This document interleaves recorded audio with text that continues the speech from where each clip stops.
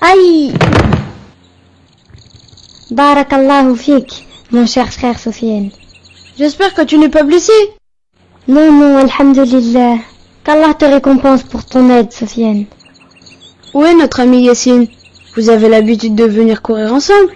Il ne viendra pas aujourd'hui, parce que sa mère est malade. Il doit rester à ses côtés.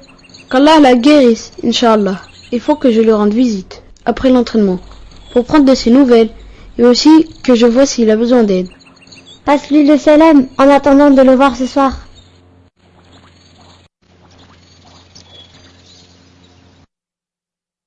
C'est l'heure de prendre tes médicaments, maman. Allah te récompense, mon fils.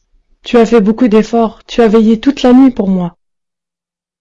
Malgré tout ce que j'ai fait, je ne pourrai pas te rendre service comparé à ce que tu as fait pour moi. C'est sûrement notre voisine qui vient pour te rendre visite. Assalamu alaikum. Wa alaykum assalam wa rahmatullahi wa barakatuh. Comment vas-tu, Sofiane? Alhamdulillah. J'ai appris que ta mère est malade, donc je suis venu pour prendre de ses nouvelles et rester un peu avec toi. Que Dieu te récompense, mon cher ami, mais excuse-moi, je ne pourrai pas rester avec toi pour le moment. Non, mon ami, pas de problème. Je passerai te voir un peu plus tard. Assalamu alaikum. J'espère que t'acceptes mes excuses et ne te fâches pas. Assalamu alaikum. Wa alaykum assalam wa rahmatullahi wa barakatuh. Qui était-ce, mon fils? C'est mon ami Sofiane. Je me suis excusée de ne pas pouvoir l'accueillir pour pouvoir m'occuper de toi, maman. Que Dieu te bénisse, mon fils.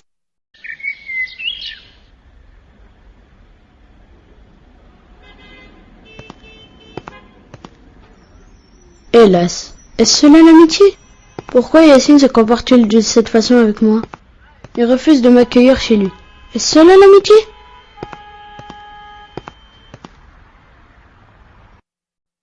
Assalamu alaikum, mon père. Wa alaykum assalam wa rahmatullah, mon fils. Qu'est-ce que tu as, Sofiane? Je te sens préoccupé. J'ai voulu faire le bien, mais j'ai été maltraité. Comment cela s'est-il passé? J'ai rendu visite à mon ami Yassine pour prendre des nouvelles de sa mère qui est malade. Rester un peu avec lui. Mais il a refusé de m'accueillir et il m'a dit qu'il ne pouvait pas rester avec moi. Es-tu en colère pour un droit qu'Allah a donné à ton ami? Comment cela?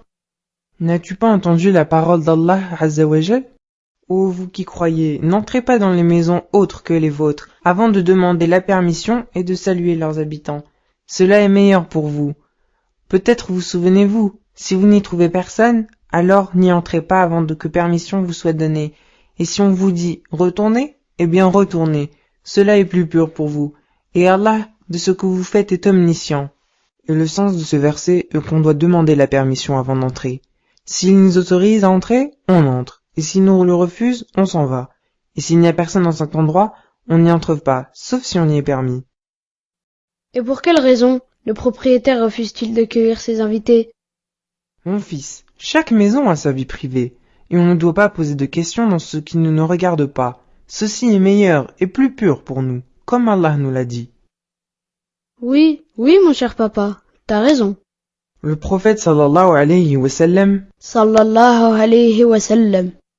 il a dit si quelqu'un demande la permission d'entrer 3 fois et qu'on ne lui autorise pas, qu'il parte alors.